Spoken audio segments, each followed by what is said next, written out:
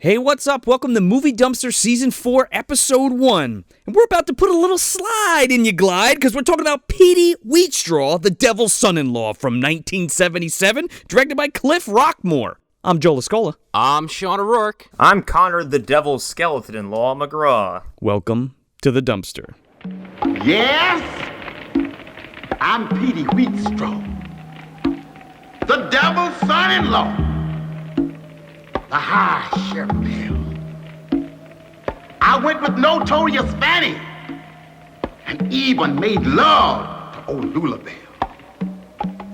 I took today and brought back yesterday.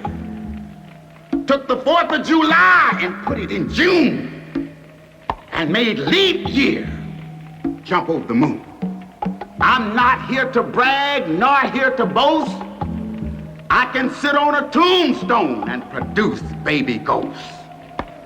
Well, I can even remember the day I was born. It was the day of that great Miami, Florida storm. Release yourself.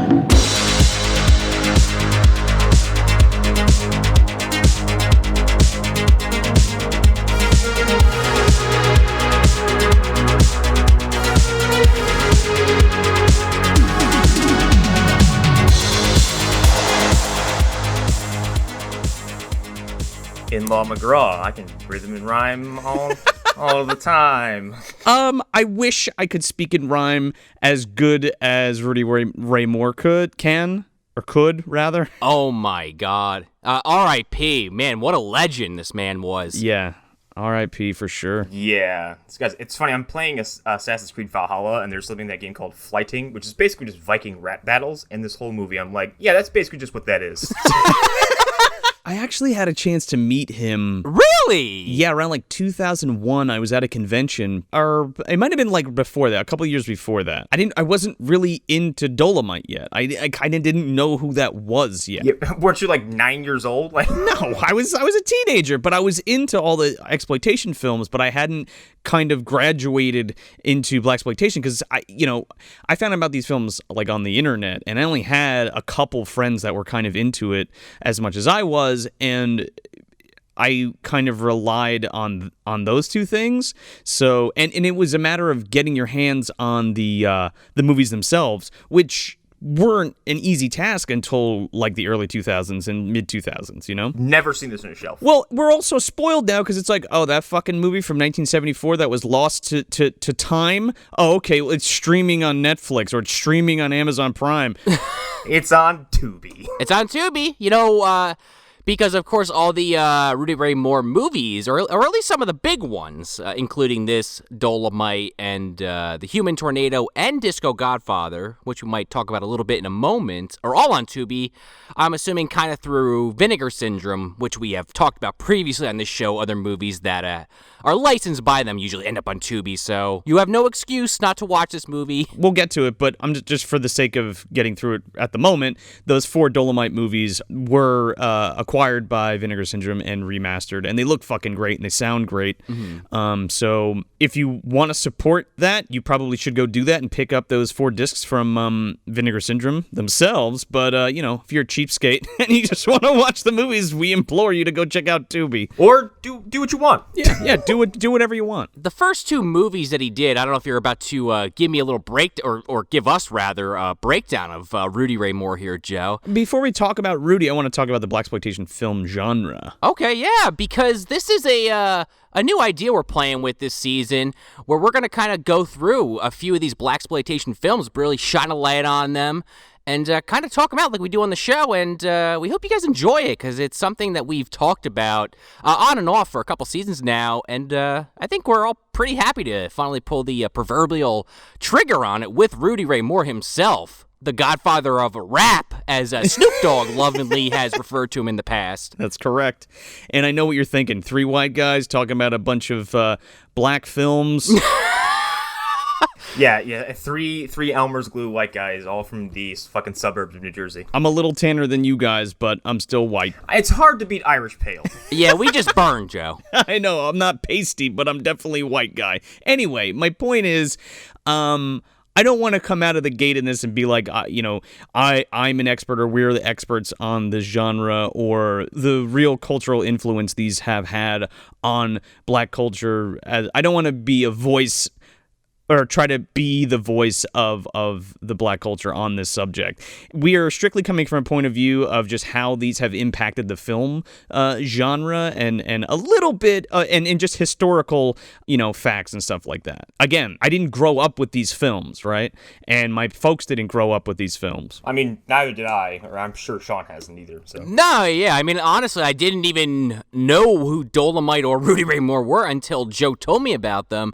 And then my girlfriend apparently was also a big fan going way back. But yeah, I'm also kind of a recent fan the last couple of years, but I got to tell you guys, I'm a big recent fan. Let's put it that way. Oh, yeah. All right, well, we can get into that in a second. I do want to talk about Blaxploitation in general. And really, we look at these films now and we're like, oh, that's a fucking hilarious movie from the 70s where this pimp comes and knows kung fu and beats the shit out of a bunch of drug dealers and saves the neighborhood or whatever. You know what I mean? Right. And it's a little bit more than that because, up until that point in the 70s, the black community didn't have anybody, I wouldn't say people that they could look up to, but they also didn't have strong positions in films, right? They're always like the sidekick, or they were never like the starring role or the superhero or the action star or anything like that,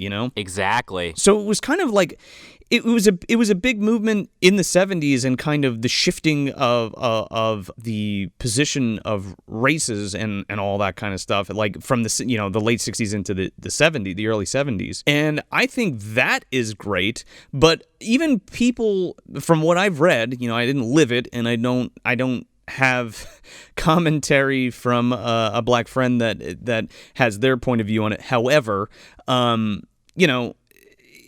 it wasn't well received by the black community either, because of the depictions of how black people were being depicted in these films. A lot of times, there's a lot of like ghettos in these films and exploitation. They were exploiting the worst parts of some of these stereotypes, really. Stereotypes and living situations and stereotypes and things like that. But in my mind, I'm thinking about it and like, well, how else would you write that, right? You would want to exploit the worst parts of the community and be like, this is some fucking bullshit and we need to change this, more or less. Not saying that Dolemite is, because Dolemite's campy and like spoofy or whatever, but there were some other films in the genre that were actually trying to say that, like, politically. And some of those first films to really kick off the genre were Sweet Sweetback's Badass Song and Shaft, which, obviously Shaft has been a huge cultural influence. Oh, yeah. With the music of Isaac Hayes and the remake with Sam Jackson and all that. I mean, it was a big deal. They even came out with a third one just recently with the original Shaft Sam Jackson, and it was supposed to be like his son. Yeah. Sweet Sweetback's Badass Song stars Melvin Van Peebles, the father of Mario Van Peebles, which is crazy to me because I'm super familiar. We're super familiar with Mario Van Peebles' work, especially like in the 90s, all his like action flicks and stuff. Mario even played his father in the biopic called Badass about the making of that film. Interesting. Which is pretty fucking cool. So, I don't want to go off on a huge political tangent, but I will say that like these films ended up being way more influential than I think they intended to be, or maybe not in the same way they kind of intended to be. I feel like they both inspired a lot of stuff. Again, like it depends how you watch these. Like you can watch them, I think most of the time people watch films and they're just like, oh, this is a movie and this is shit that happens in it. You know what I mean? Yeah. Or like you can also break it down academically, but I feel like just for the fact that like Dolemite, like let's just talk about Dolemite for a second since he's the kind of the subject of this episode, but like he's just a bad motherfucker and he's funny as shit and he's a delight to watch. You know what I mean? So like, yeah, you watch that and it sticks with you. Like, I guess what I'm trying to say is, like, a lot of these films have a big influence in, like, Quentin Tarantino's film catalog. He was the next person I was going to mention because, like, he's borrowed so much from so many different people and genres, and, like, like Django Unchained is, for what it's worth, like a modern day blaxploitation film. Absolutely. Yeah. And even stuff like we were talking about before we got on the proverbial air with Pam Grier herself, who was in a lot of those films. Yep. Jackie Brown by Quentin even. It's so weird that a white dude doing a blaxploitation film, but with I mean it's strange, but there is positive connotations to both of those films, especially, you know, coming from like a slave coming up and becoming free and just fucking kicking some fucking ass and just being a badass motherfucker. Oh, yeah. Which I guess is kind of the core idea of blaxploitation films, you know what I mean? Mm-hmm. Whether it be a woman or a man, you just have this badass fucking black character that don't take no shit from no one and is usually some type of revenge flick, right? Or it's either you're sticking it to the man or you're sticking it to some fucking scumbag drug dealers or other pimps or whatever. Or the Golden Lords. Well, yeah, a little bit, right. I would even argue that Meteor Man's even kind of like a blaxploitation film because it's a superhero film, and Dolemite is even considered quote unquote a superhero, especially in some of those latter films. Well, yeah, I mean, if we want to get technical, the character of Dolemite is really only in Dolemite and the Human Tornado, but Rudy Ray Moore basically is Dolemite. Like, that is just him, you know, at its core. Yeah, well, we're gonna break that down too. But if you guys have anything else to say about the genre itself or products thereof, no, I think you nailed it. I was gonna mention Black Dynamite, which is Michael Jai White's like love letter to this genre that came out in like 2009, I think. Yeah, that too. It is hilarious. And it's made with like these intentional production fuck ups. So like extras will be seen walking on set when they're not supposed to. Things will fall over. There's clear shots where someone has taken over, like a stunt double has taken over for somebody because the edit is like deliberately choppy. And it ends with Black Dynamite fighting Richard Nixon. So everybody should watch it. Yeah. Oh my God, that sounds amazing. Well, there you and then, go. you know, of course, you know, we have the movie that came out. We talked about it a couple times on this show, but Dolemite Is My Name with Eddie Murphy. That came out going on almost 2 years ago now, a year and a half ago. The biop on Rudy Ray Moore, and it's mostly supposed to be about Dolemite, but if you know his movies, you know it's like they pepper in some scenes from his other films for comedic effect. Definitely check out that Dolemite Is My Name. It's a really good film. I tell you one thing. I know what clip I'm going to use for the beginning of this episode already. If you already heard that, which you already did. If you enjoyed that and what we're about to talk about, go fucking watch the movie. I mean, it's so good, and that goes for all of the Dolemite films. But let's talk about Rudy Ray Moore. So Rudy Ray Moore was a comedian in the 60s, and he actually served in the military as entertainment. Really? And then he was honorably discharged from the military. Yeah. Well, there you go. Yeah. So he comes back, and then in the late 50s, he's a comedian, early 60s, and he puts out some albums, and he puts out Below the Belt, Beatnik Scene, and A Comedian Is Born. Now, the Dolemite character hasn't been invented yet, and while he's kind of putting out, like, he's now a professional comedian, and he's got some records out or what have you, and I believe the story goes, he's at some, like, record store or something, and there's this wino guy named Rico, who's like a town drunk, and he has this bit called Dolemite, and it's this rhyming, rapping, you know, obscene kind of shit that's like kind of like dirty poetry almost, right? Long story short, he gets this guy to come to his apartment, and he basically just like smokes him up and gets him drunk, and he has this guy do the Dolemite bit into a tape recorder, and then Rudy Ray Moore is a professional comedian, so he takes that material and then creates the persona of Dolemite. That's interesting. And that's how it was born. Yeah, takes all this guy's like half-baked jokes and really crafts them into zingers. Exactly. Now, Dolemite is a satirical persona for Rudy, right? So like Rudy, if you like Rudy Ray Moore, the guy doesn't walk around talking like this, you know what I mean? He's not even like this at all. It's just a character that he plays in the movie, which should be an obvious thing to most people, but like he was very adamant about that. Like, hey, this is just a fucking character that I play, and it's like funny. I am kind of saying something with it. It's kind of getting that like clandestine like message in there via comedy, and you know what I mean? Yeah. Yeah. So then the Dolemite albums where his persona is Dolemite, are Eat Out More Often, This Pussy Belongs to Me, and The Dirty Dozens. And if you haven't seen these album covers, you need to look them up because they are fucking hilarious. He's naked on almost every one of them. And basically what they are just like Dolemite or Rudy Ray Moore doing Dolemite bits wherein he's got like dirty poetry and like insult for insult, and this is all set to like smooth jazz music and shit. Yes. And it's fucking fantastic. So he puts these albums out and they're a moderate success. He makes a decent amount of money from them. So what he does is he takes it a step further. So in 1975, he gathers up all the money that he's made from these albums and he decides to fully 95% fund out of pocket his own film Dolemite. Well, fuck yeah. Yeah. The beginning of a legend. Let's put it that way. The beginning, the makings of a legend, right? And, here's this guy he's got a record deal, but he's also doing like independent, he's a black man in the early 70s doing independent film. Writing, the jokes, acting in it. Doing the songs and the lyrics. Yep. And just a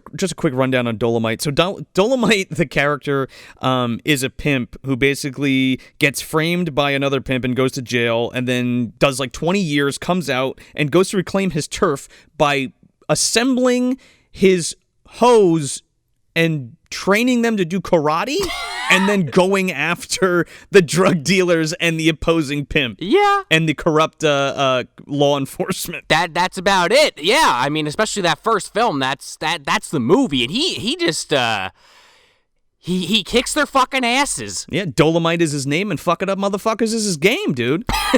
And he doesn't wear no fucking cotton drawers, Joe. He sure doesn't. So Dolemite is followed by a sequel in 76 called Human Tornado, and he reprises the Dolemite role, and it's a direct sequel.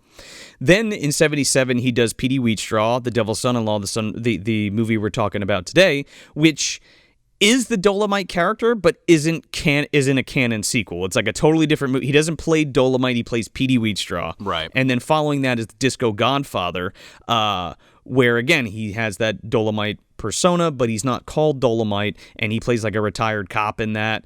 And his nephew does like PCP, and then he basically takes to the streets to fucking bust these drug dealers' asses, and it's great. There's always like the premise is ridiculous, the shit that happens in it is ridiculous, the jokes are fucking ridiculous, but there is kind of a good message where it's like, don't do fucking drugs, don't be a fucking piece of shit, help out your community, do all that kind of shit. Right. Because I think that's what he was like in real life. He was just a genuinely nice guy that cared about people. He spent his lot of time at churches and giving talks and stuff like that. The common thread in all the movies I've seen in this genre is there's usually like a plot point about fixing the community or getting rid of crime or sticking it to the corrupt man. So yeah, that's a genre-wide thing. Yeah, capitalism and shit. And at the core, I feel like that's a very positive message, But yeah, so he paid all out of his pocket for that first film, and he like made it with like just friends and working the crew and being his actors. And again, watch that biopic with Eddie Murphy. Yeah, it's pretty damn good. And definitely go back and watch these films. Every single one of these is a fucking banger. There's not a dud in the original 70s series. Oh, I think Disco Godfather. Yeah, that was 79, right? I think it might be right on the cusp there. Yeah, it's like it's at the ass end of the 70s. So those are the 70s films. And then Rudy doesn't do the Dolemite character for another 20 years. And it's funny to me because the way that I found out about Rudy Ray Moore and his legacy was through Insane Clown Posse. What? Yeah, so Insane Clown, I was a fan of Insane Clown Posse for a long time, and they put out this movie called Big Money Hustlers, and in the movie, Rudy Ray Moore reprises his role as Dolemite and guides Shaggy Two Dope through getting his shit together and overcoming this crime lord. What? What? It's pretty fucking great. If you don't want to watch the movie, fine. Look up the montage, the Dolemite montage from Big Money Hustlers. It's fucking hilarious. That's one of the most surreal things I've ever heard. Yeah, so he's in that film, and that's how I found out. And I'm like, this guy's fucking hilarious. I'm like, who the fuck is Dolemite? And then the rest is history, and then been a fan since. So in saying that, he hadn't played the Dolemite character for 20 years, and then he does the character for the Insane Clown Posse movie. The Insane Clown Posse movie. But here's the thing, it kicks it off. That whole fan base sees Rudy Ray Moore. There's a whole resurgence in like Rudy Ray Moore fandom, I guess, because he does a fucking sequel, the third official sequel, Dolemite sequel, called Dolemite Explosion, in 2002. Wow. Yeah. I've never seen it. I was looking it up, and that's the first time I heard of it. I'd never heard of it either. No, so I do need to see it. I'm sure it's nothing as I'm sure Rudy's great, but I'm almost positive it's not gonna have the same charm as those 70s flicks. But there's one more called Shaolin Dolemite, which is a loose sequel, so this is just a recut version of this 86 Taiwanese kung fu flick called Renze Da, aka Ninja the Final Duel. And basically what they did was recut the movie, overdub it, and insert shots of Rudy Ray Moore. Oh, it's Kung Pao. Yeah, as Dolemite. Holy shit. Yeah, so All right, I got to at least track that one, and that sounds wacky as hell. It sounds ridiculous, and unfortunately, Rudy left us in 2008 at the age of 81. Fuck. That's honestly older than I thought. He lived such a long, rich life, though. Like, Yeah. Yeah, he probably lived hard too, so living to 81 is pretty impressive. yeah. But also, you can't kill entertainers. Like, No. I mean, here we are talking about it. Also, I think I stopped myself in the beginning of the episode, but like, I had a chance to meet him, but I didn't know who he was before that. Like at the time, I didn't know who Rudy Ray Moore was or really what Dolemite was or anything. But I did see him at the convention. But I just didn't go to meet him because I was like, I don't know who that is. And then it clicked later. I laid eyes on him. I know, no, it just sucks.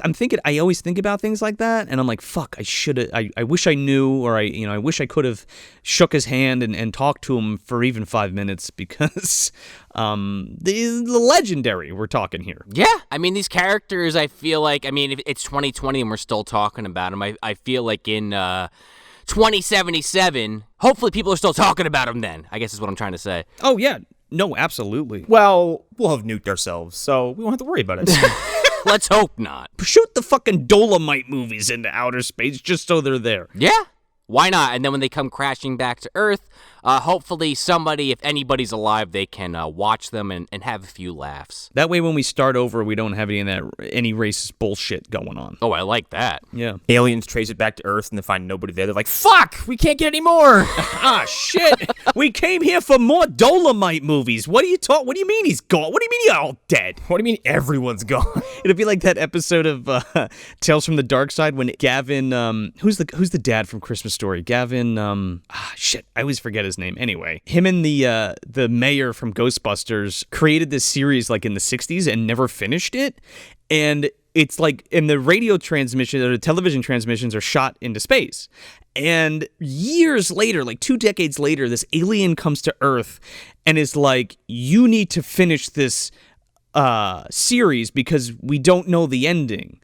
And they basically pay these guys to finish the show. And I thought that was such a good episode. Anyway. That's also the plot of a Futurama episode. Is it really? I wonder if they took it from that. It's probably exactly, that. It's probably inspired directly from this. It's the aliens from Omicron Persei 8 intercept like an ancient sitcom from like the 2000s or something, and then show up to Earth and they're like, we demand to see the end of this series.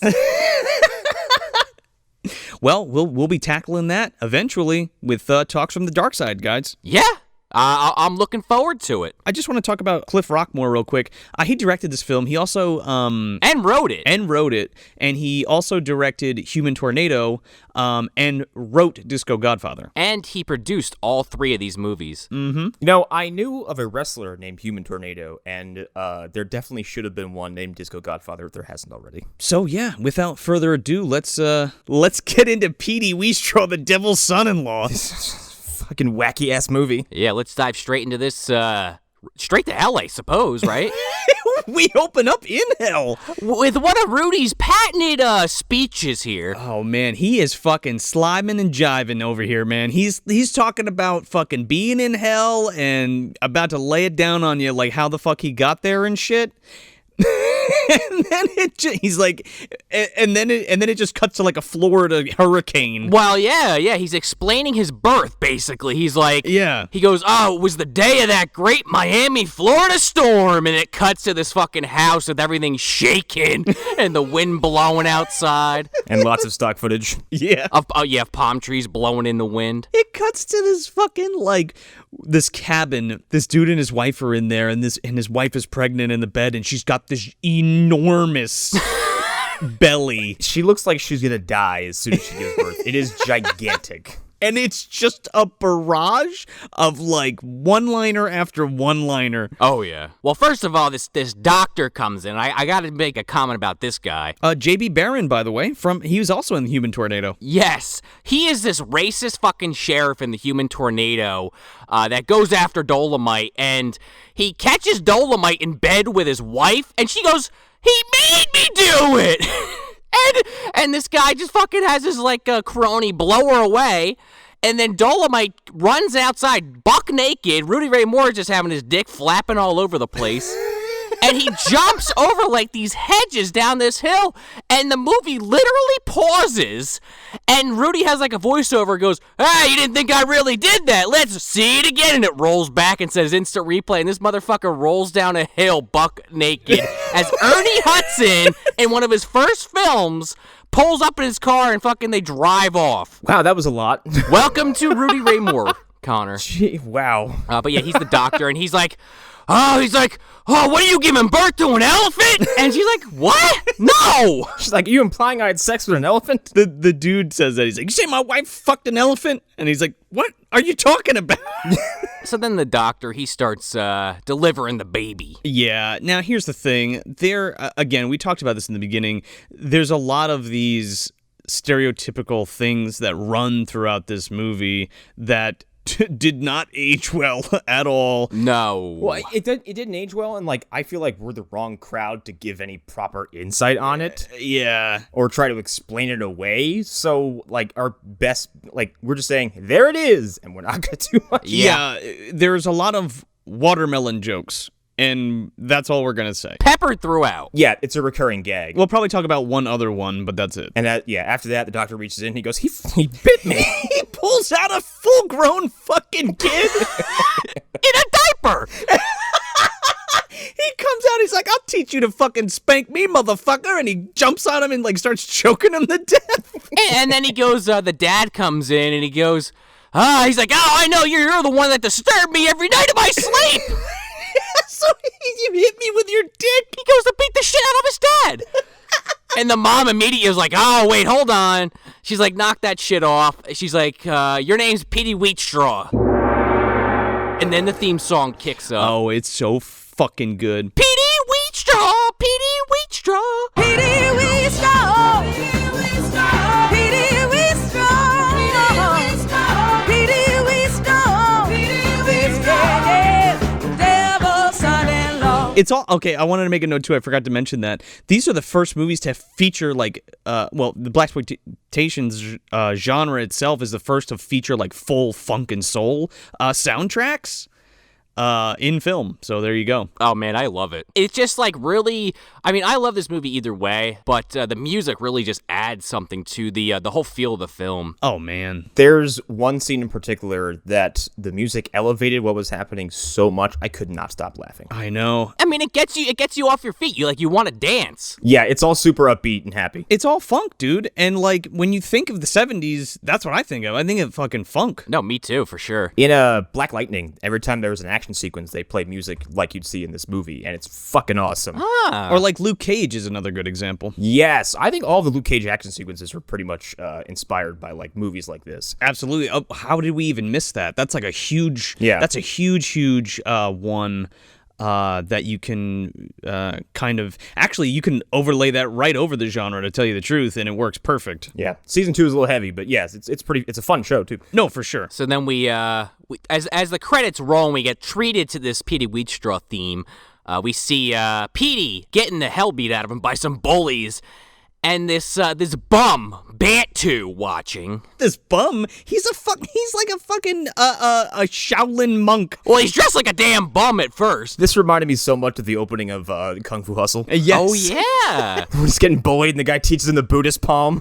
Hey, it could be a little nod. Who knows? I love the way they work this in, right? Because we're not even through the credits. Like all of this shit happens through the intro credits. Yeah, it's perfect. Oh yeah, It's a good way to set up the film and get that all in there without just, text on a black screen. yeah. Text on a black screen, or just like tack it on for whatever, Exactly. So this guy Bantu's like, you gotta, I'm gonna teach you the ways of kung fu or whatever, and he does. And there's like a montage of like them fighting, and he's using weapons, and he's like cutting up fucking cucumbers and shit. Anyway, it's great, and it's your whole exploitation kung fu movie sequence in the title sequence to give you the backstory of his kung fu abilities. Which, by the way, is a running theme in Rudy's movies, that he always just knows kung fu and just really over-exaggerates it with the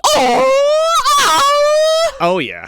I would argue that everyone in these movies knows Kung Fu. It's that he knows it.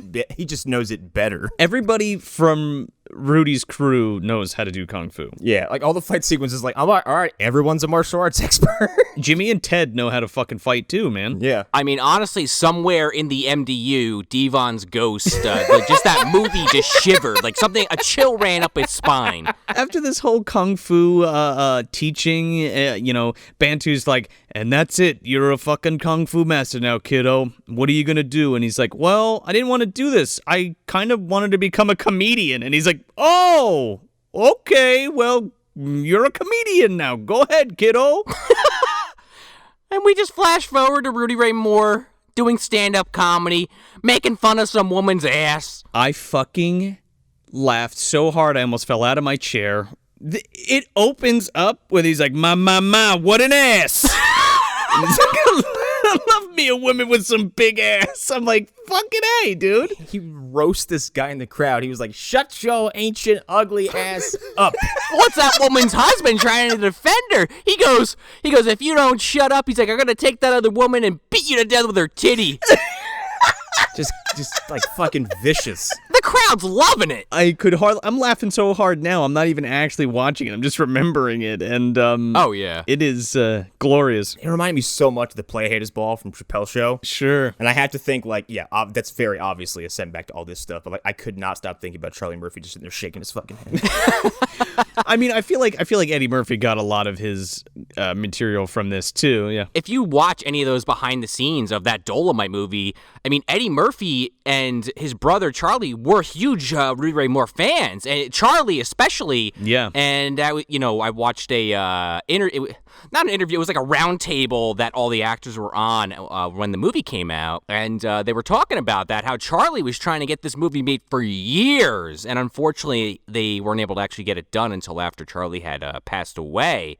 And Eddie Murphy had actually dedicated the film to his brother. There you go. Still can't believe he's gone too. Like it's. I know. Super bummed out when I heard that. What a loss. I think Charlie would have played the part that Wesley Snipes did, right? What's his name? The director character, right? Yeah, the director. Yeah, I forget his name. It's escaping me. I forget. You want to plot crunch this thing? Oh shit. Oh yeah, I guess we never did that, right? We kind of just started rolling into it. You want to give one, Connor? You want me or Joe to do it? Well, Connor's the devil skeleton-in-law, so let him do it. Yeah. The movie is mostly supposedly about the escapades of a comedian who makes a deal with the devil, but like there is so much shit that happens in this movie that's a really inadequate synopsis. I mean, what do you even say? Like, that's a good start, though, but it's like, okay, so Petey Wheatstraw, like we were talking about, he's born, and he's kind of a badass from birth, and he wants to be a comedian, and eventually some shit happens that ends up getting him and a bunch of people killed, and to return to life, he makes a deal with the devil on the condition that not only will he get like this all-powerful cane for some reason from the devil, but he also has to marry the devil's daughter. I totally missed that part. And from there, shenanigans ensue. Oh yeah, and to add insult to injury, she's also ugly as fuck apparently. Yes, she spends most of the movie with a sheet over her face. This movie, like, I don't want to get into like it's not like a final thought thing or anything, but like it feels like a couple movies, but I'm totally fine with it. Yes. Like once something resolves itself, another issue has to be dealt with. Yes, exactly.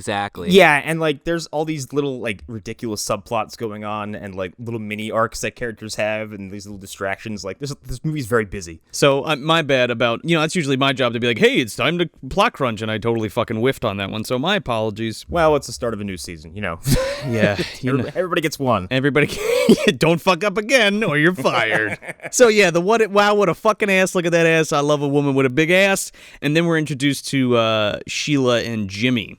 And Sheila this is our only scene in the movie, but she's like Petey's squeeze or whatever, and Jimmy is like kind of one of Petey's right-hand man. It's like his manager, I guess. Like they never actually call him that, but I think that's the implication. I think so. Him and Ted is like his like quote-unquote roadie or like gear guy, I guess. I guess Jimmy would be his manager. They're all buddies either way. Yeah, he's always doing the paperwork and shit. And then there's Nell, who is Petey's actual girlfriend, I guess. Well, the one that's trying to fuck Petey, and Petey's like, you know what I mean? I think she's also like a road manager or whatever. But I love this scene where Sheila is all over Rudy, and he is just like not having it. He's got to go. He's got to catch a plane. He's being so charmingly evasive. Yes. He keeps signaling to Jimmy, like, let's get the fuck out of here. He's holding Sheila, and he's like, oh, baby, I wish you could come with me or whatever. But behind her back, he's like waving Jimmy on to like get her out of there. And he does. Yeah, and then we are introduced to our there's really like two sets of antagonists in this film. Yeah. There's the devil, Lucifer, which we'll get to in a little while. And his daughter. But also the human antagonists, I guess I'll call them, Leroy and Skillet. Yeah. Were these guys like comedians in real life? Yes. I don't know a ton about them, but they had comedy routines, much like Rudy Ray Moore. And you see that towards the end of the film, they have a little bit of what I can only assume was part of their actual stand-up. Yeah, it's very like Red Fox type comedy. Well, they all came up together with Red Fox and LaWanda Page, so they all kind of knew each other on the scene. But these guys are fucking hilarious all throughout, especially Skillet just kills me. This guy is shitting his pants the entire film, scared of Rudy Ray Moore. They're just these sweaty lumps the entire film. Like they're just always looking stressed out and like just like out of control. What does he call them? Like the fat sloppy side of shit motherfuckers or some shit? Yeah. Something along those lines. It's something like that. They're basically the owners of this rival club, and they're making a deal with this Mr. White, this white guy, this white investor who's giving them $100,000 for this fucking big show they're going to put on. He's investing in them to open up another club and get talent in there by like the end of the week or some shit, because they have 3 months where they can make a shit ton of money because there's no big acts coming into the area, and they make the mistake of not realizing that Petey Wheatstraw, this big, huge comedian, is coming in like 2 days after they're going to open. Right, exactly. And he would absolutely annihilate them. Yes. This character, Mr. White, he's like, well, I hope you can bring in a crowd. He's like, because otherwise I'll become the most dangerous man in town. And they're like, oh, don't worry about it, Mr. White. We'll be selling tickets left and right. Yeah. Mr. White also looks like a less threatening Kurtwood Smith. A little bit. He's just not as scary, but the appearance is there. So, of course, now, Leroy and Skillet and their secretary are all like, yeah, we're going to bring in the money, baby, because, they don't know that Petey's on his way, and we cut immediately to the airport with Petey and Jimmy coming out and meeting up with Ted, and they head right to the radio station for an interview, and Petey's talking up like, yeah, this is going to be the biggest show you've ever seen. You're downplaying that dude because he's fucking jiving this whole time. He's like rhyming. He's like, I don't even remember what he says exactly, but it's fucking fantastic. Yeah, he's definitely doing his bit where he's rhyming everything and really selling the event. And we cut to Skillet, just like, I guess, doing some paperwork at his office. He just happens to have the radio on, and he's like, oh, shit. He's like, oh, Leroy! And he fucking waddles into the other room. Leroy's lining up a shot in a billiards game. Yeah, rack him up. He's like, fuck, what are we going to do? Well, first he's got to yell at Skillet for making him miss his shot. Well, that too. But you're right. Then they're all panicked, like, oh, my God, Petey Wheatstraw's in town. Oh, we're fucked. So it cuts to the club where Petey's going to do his routine. Stevie's Den. I missed this guy's name. Well, it's Stevie's Den, so I just assume it's Steve or Stevie. Okay, so let's call him Stevie. Right when we get it, right out of the gate in this scene, Dolemite's like, your fucking dressing room's like a shit house. Like, I wouldn't wipe my ass in there, and, And then Stevie goes on this whole fucking this whole toilet paper analogy where he's like, some motherfuckers look behind them after they take a shit, and those motherfuckers don't trust their own asshole, and they've lost the path or the truth or some shit.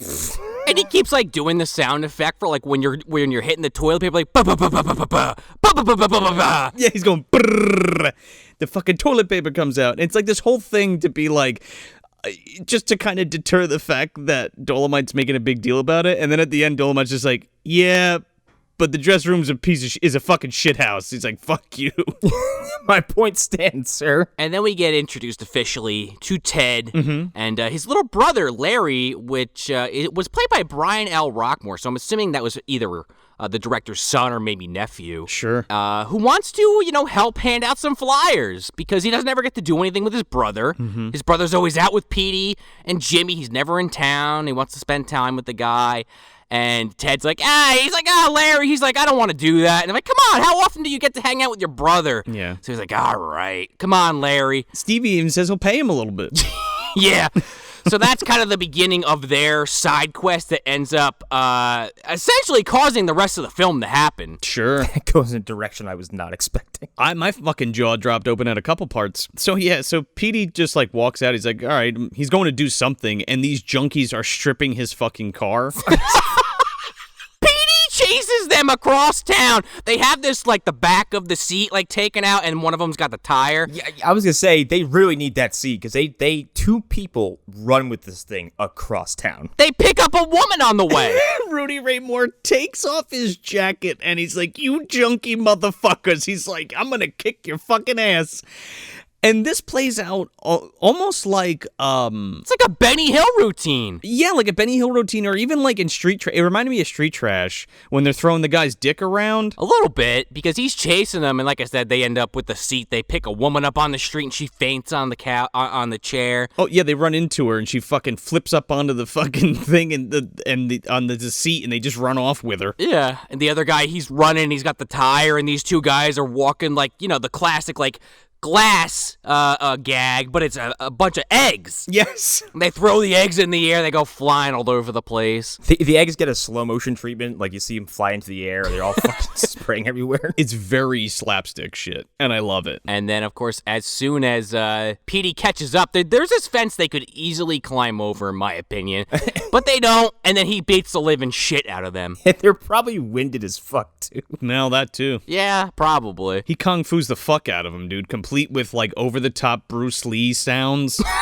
Yeah, I love that the fight sequences in the movie are like, they tend to be mostly just single shot takes of like these, these best effort fight sequences that sometimes have hilariously off-timed hits. Oh, yeah. I mean, he's gotten better at it by now. This is his third movie. If you saw Dolemite, he really didn't have it down yet. He was really, you want to talk about hits that aren't connecting. Watch that movie. This film in particular, or this scene in particular, there's no biff hits, right? Like, anytime somebody gets punched, there's no, like, or anything, for whatever reason. The cherry on top, after he beats their asses, he brings them back to his car and he makes them fix it, and he has, like, a crowd of people. He's like, don't you forget their faces. He's like, they're the ones going around your neighborhood stealing shit. Yeah. And the whole crowd's cheering like, you fucking assholes. Can you imagine Batman taking a robber back to the bank and having him return the bills one by one, just publicly shaming him like this? But that's what I'm saying. He's like Black Batman. He's cleaning up the fucking neighborhood. Put my car back the way it was. And they do it. Yeah. And then we go to Ted and Larry kind of putting these signs up promoting Petey's big show coming up in a couple days. Mm-hmm. And we get introduced in the process to a couple of Leroy and Skillet's goons, specifically Scarface Willie. Scarface Willie's great. Yes, and he literally has a scar on his face. It's on the nose big time. Yeah, he's got a big old Kylo Ren going, Oh my God. He fought this guy in the woods with a... fought this guy in the woods with a lightsaber and got hit across the face. It's a whole thing. But then the next movie, it changed locations. They take the signs back to Leroy and Skillet, and they're just like, we can't let this happen. You need to take care of this. And basically, they're like, okay, we think that Petey's hiding at Nell's because they have an idea that they had a history together. So Leroy's like, all right, I'm going to call him first and see if he's going to stand down. And they have this like running joke throughout the film, kind of like Joe was alluding to earlier, where Nell she just wants to jump fucking Petey's bones the entire time, and he's like, I don't mix business with pleasure, and she's like, come on. He's like, all right, maybe it won't be too bad. And as soon as they're about to make out, the phone rings. She goes, this better be a quick call. And that joke comes up a few times. It's pretty fucking hilarious, and it's Leroy. But before that, he like puts a tail on Petey and them first before he even calls them, and then he calls them. Well, as soon as Petey picks up the phone and hears it's Leroy, he's like, I'm not doing business with you, you rat soup eating motherfucker. He's like, where the fuck's my money you owe me? And he's like, I'll tell you what. What a fucking name to call somebody. He's like, I'll tell you what, you can have it back under a condition. He's like, motherfucker, no condition? He's like, you're going to give me my fucking money back, and that's the end of it. I love that these guys have history, but Leroy and Skillet did not even foresee that Petey would ever come back to town. I don't know, like, if you owe this guy money, and he's such a big act, how the fuck did you forget that he was coming to town? Right. Well, these guys obviously don't make the smartest decisions. They're taking a $100,000 check from some guy who's basically a mobster. Essentially, yeah. But yeah, he hangs up, and Leroy, in a fit of rage, is just kind of like, all right, you still following Ted and his brother? He's like, all right, fuck him up. Dolemite hangs up the phone. He's like, Nell tries to go to fuck him again. He's like, romance without the finance is a nuisance. And he walks out of the fucking room. Great line. And then we get to the part of the film where, like Connor said, it gets incredibly dark for like 5 minutes. It does this a few times, though, and it's usually actually around one of these characters. Yeah, it really got me both times, to tell you the truth. I did not expect either of them. So, Scarface Willie, and who's the other guy? I don't know if he gets a name. I just always referred to him as like a goon. Yeah, the goon. They go to Ted's house, and Ted and his brother are on the porch, and Ted is basically like talking to Larry's his brother, the little kid. He's like, your mama told me that you're not going to fucking school, and you're not doing anything right, and if you want to be like a basketball player, you got to start fucking, being a good kid, basically, and like staying in school and stuff. So then fucking Scarface Willie and the other guy roll up on the house, and they go to like beat up Ted. He's like, yeah, we're gonna break your fucking arm or whatever.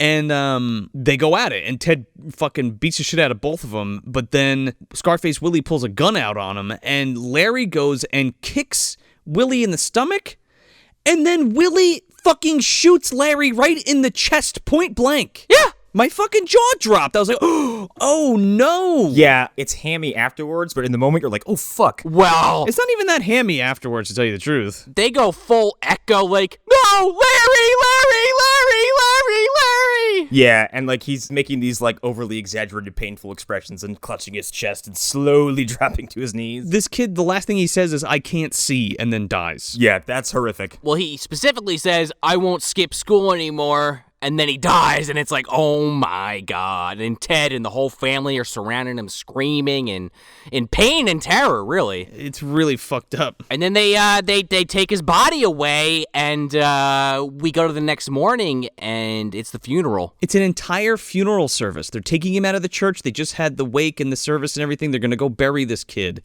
They're bringing him down the stairs of this church. And fucking Scarface Willie and his gang gets out of the car and Tommy guns these people into oblivion. She makes them into Swiss fucking cheese. I was like, oh my goodness. Yeah, and there's shots of people getting squibbed up all over the place, like mothers, kids, Petey himself, everybody. Everybody gets a bloody death scene. Yeah, they get a couple blood bags popping off on them, and it looks good for the low budget, you know. Oh yeah. Yeah, it looks like a Godfather movie. It's visceral for sure. It's fucking horrific. And you're like, how the fuck? Wow, everybody's just gone. The coffin drops, everybody falls, it tumbles to the ground. Now, this isn't the first time I've seen this film, but the first time I saw this, I'm like, okay, Devil's Son-in-Law, but with that said, how the fuck do you do the rest of the movie now? Right. And then he walks into frame. Creighton Duke himself. Oh my God. The first time I laid eyes on him with his hat on, I was like, holy shit, he is a dead ringer for that actor. Petey. How you doing, Petey? How you doing? I'm gonna break your fingers now. Remember Jason Voorhees, Petey? Remember the Necronomicon, Petey? If you don't marry my daughter, I'm gonna break your pinkies.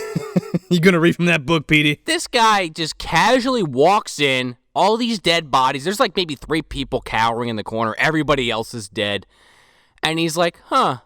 And he just starts talking to Petey. He's like, Petey, wake up. Played by Tito Shaw, by the way. Yes, and so Rudy Ray Moore opens his eyes and he goes to sit up, and now we're in red-tinted hell. I love this because obviously there wasn't a lot of money to do like hell, but the way that they do it is really cool because everything's shrouded in darkness and they just have like these hard red lights like accenting them. It's creepy as fuck. I think it's really well done. It's very Lynchian. Like it just exists in a void with kind of, indescript props and nothing in the background. Yeah. But yeah, this is where the devil basically lays out his terms for this deal he's about to make with Petey. Petey's like, cut the shit. He's like, cut the chase. He's like, what the fuck's the deal? And he's like, well, here's the proposition. I'll bring you back. And he's like, wait a second. I remember that shit you did to Adam and Eve, motherfucker.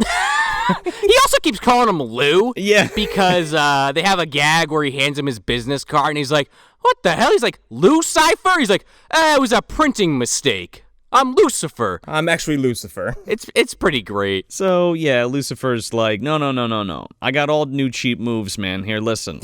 I'm gonna bring back you and your family on Earth so you can take your revenge, but you have to marry my daughter and give her a child. He goes, well, what does she look like? He hands her like a photo you can't see, and he goes, oh, hell no. He's like, just kill me. He's like, I'm not marrying this ugly bitch. He just outright refuses. Well, you think that he hands her a picture of Natasha Kinski, but it's not her. We don't see her. I guess it's Buzz's girlfriend or something, because he's like, this ugly ass fucking bitch. She's like, I'm not doing this. I'm surprised he didn't ask if she had a fat ass. And like, that was the deal breaker, right? Right, yeah. And Satan's like, all right, well, if you don't want to do it. And then we have this like gag where Petey's remembering back to the Kung Fu Master Bantu, and he's just going, wisdom, use your wisdom. Yeah, wisdom. For Bantu to make the callback while Petey is in hell talking to the devil. Right. And deciding whether or not he should get his revenge on those who wronged him and his friends. He's like, all right, fine, yeah, I'll do it. I'll marry her. Yeah, but the whole time he has this thing in his head where it's all right. I'm going to get these powers and I'm going to go get my revenge, and then I'll outsmart the devil in some way later. I'll worry about it later, though. Yeah, I'll come out on top in this one.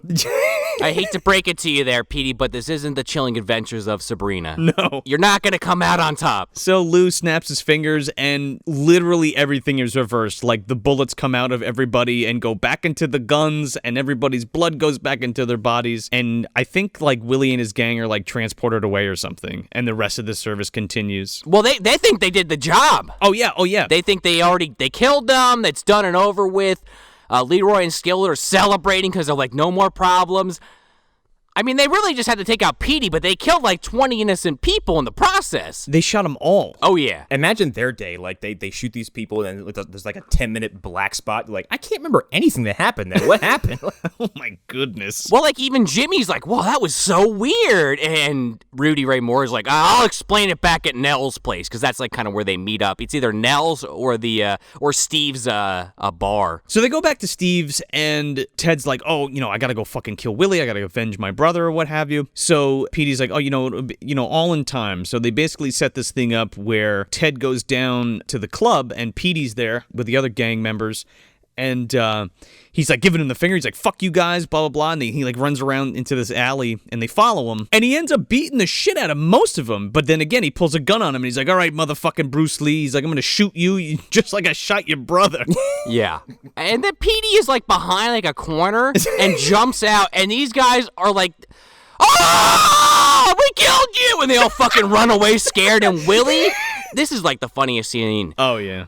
Maybe not in the movie, but it's up there, where Petey grabs Scarface Willie and picks him up, and he is so scared he pisses and shits himself. He does a big old shit piss, yeah.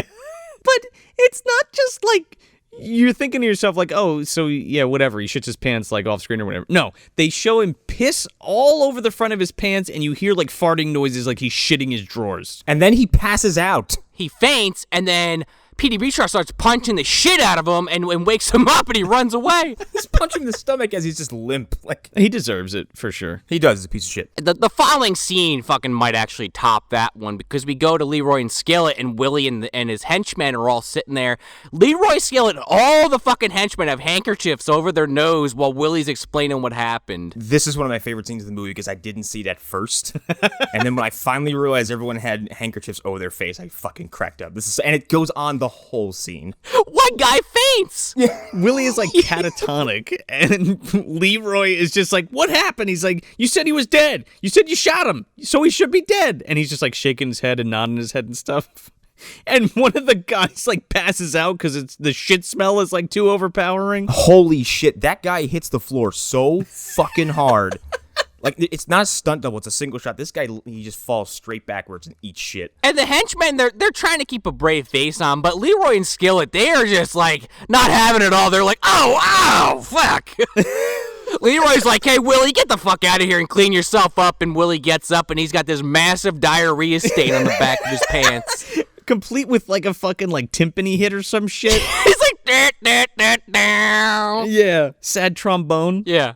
Okay, so periodically through this film, like, Lou Cipher, like, calls Petey on the phone, and they have, like, phone conversations. And he calls Petey at one point, and he's like, hey, there's a cane, and this cane will give you like all of the powers that I have to do your bidding, your revenge. So Petey calls up Jimmy. Yeah, he calls up Jimmy, and he's like, oh, he's like in the middle of fucking.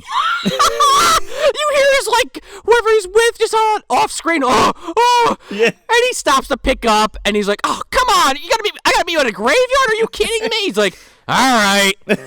So they go there, and this guy's scared out of his fucking mind. Oh, it's fucking hilarious. And then there's like this wino there, this drunk guy. This is a great bit because he's walking through this fucking cemetery, and he ends up at this headstone, and he thinks it's his house, and he's like knocking on the headstone and like asking for his wife to let him in. It's fucking hilarious. It's a great bit. And then he ends up falling into a fucking open grave. It sounds like he falls in a mine shaft. He heads down there. Yeah, he falls in there. He hits the card table. Yep.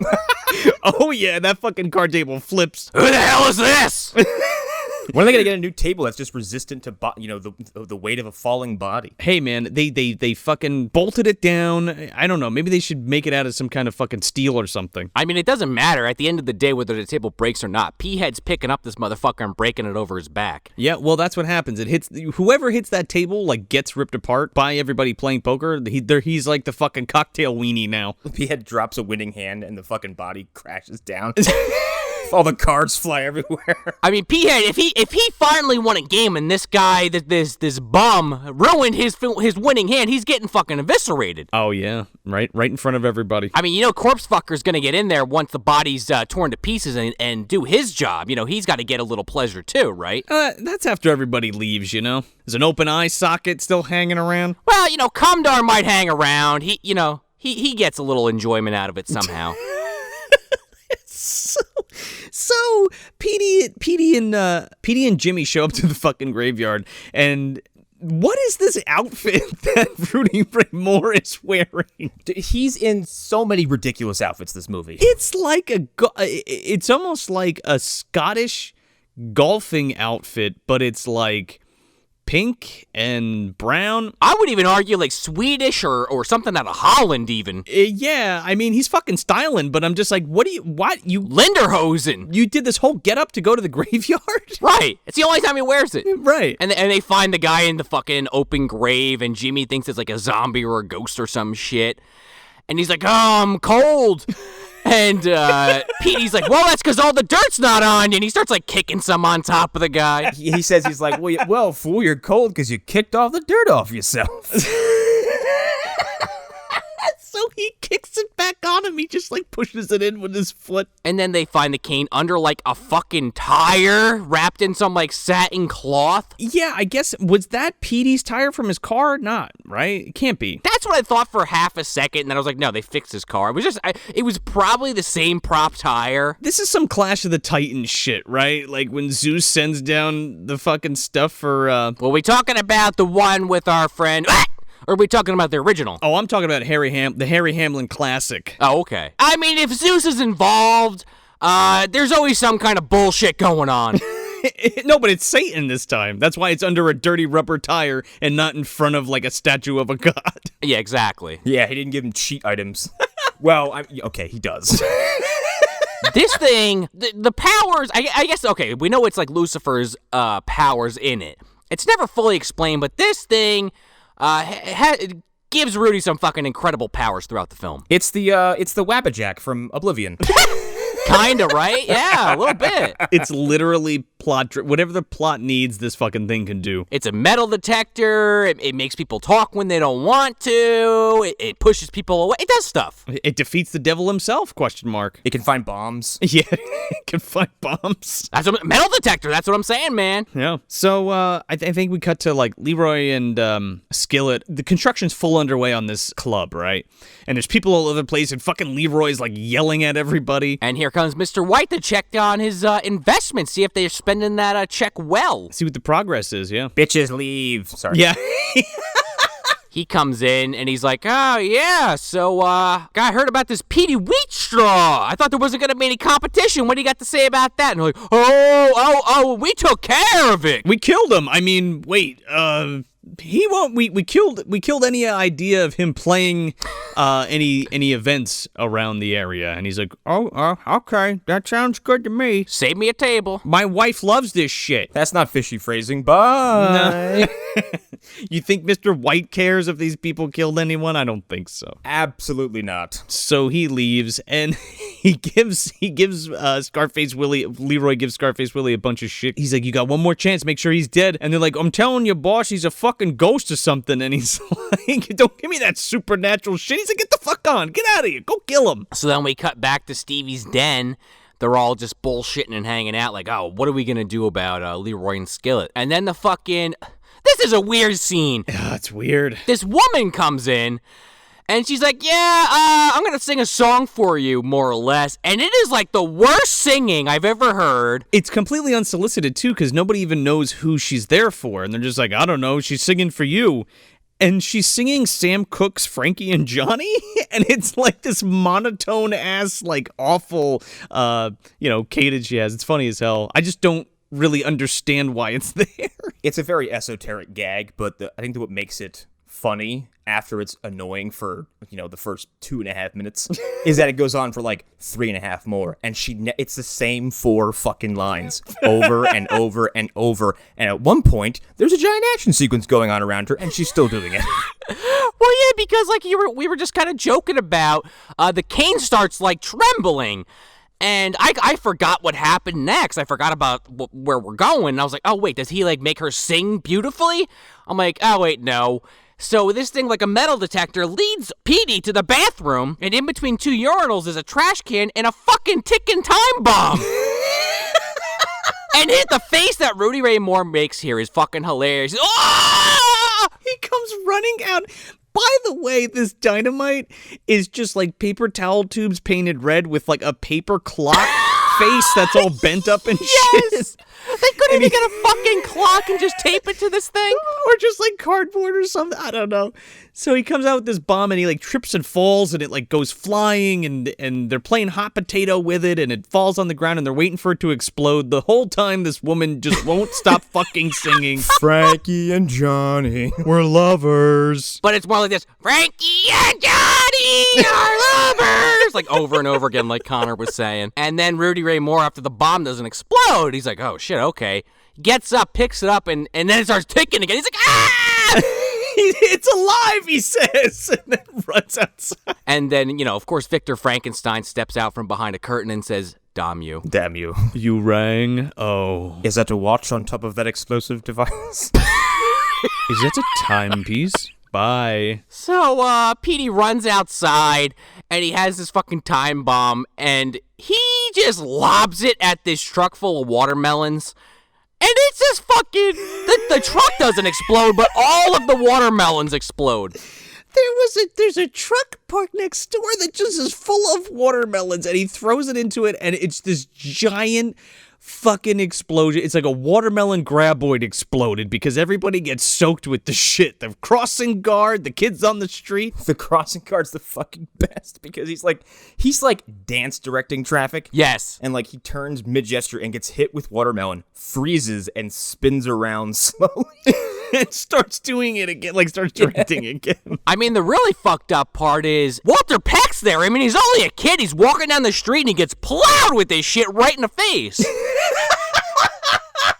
It's his first run-in with getting splattered by something out of the sky. I was going to say, it happened, everyone else gets hit except him. He's like, oh. It's UFL, dude. Unidentified flying liquid. I think you just coined it. So now the club is open. Leroy and Skillet's club is open. I just want to note this band real quick because it's fucking grooving. Oh my God, it's awesome. It's like a 6-piece. There's 4 people. There's a dude on sax. There's like 3 trumpeteers, however you want to say that, trumpeteers, and like there's a chick playing fucking trombone and the electric piano at the same time, and then there's like a drummer. I don't know, but it's fucking grooves. It's cool. They're killing it. Yeah, it's really good. And then we have Leroy and Skillet for the first time in the film and the last time in the film actually dressed pretty nice. They have suits on, letting people in. And then they dress into something weird later. I guess it's like part of their routine. That's what I'm thinking. Those pajamas. Their stage attire is bizarre.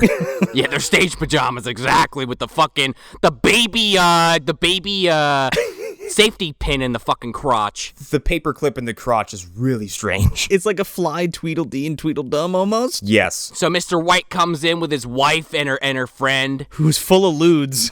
This woman. Oh, yeah. This bitch is sleepwalking into this club, dude. Yeah, and then Petey actually gets to infiltrate the club with a disguise of sunglasses, and that is sunglasses and an accent. And they're Jamaican. Yeah, that's it. Like, Jimmy doesn't have glasses on. They know what Jimmy looks like. How the fuck does that fool them? Scarface Willie goes, haven't I seen you before? He's like, no, man, you never fucking seen me before. He's like, step aside, you scratch-faced son of a bitch. And he just glides into the club. Walks in. It's fucking great. You would think, if you for some reason you have not seen this film, that we're approaching the end, right? No. Well, the end of this arc, anyway. There's a lot more to come still. Yeah, we're almost done with movie A. So Petey goes in there with Ted and Nell and Jimmy, and they're watching the open act. They let the first music act end, no problem. Well, then Lady Reed comes up, and she's like, all right, introducing Leroy and Skillet! And then they come out in those fucking pajama costumes. And this is where the fun begins. So Petey and Jimmy are like sitting in the audience, and he's got the cane.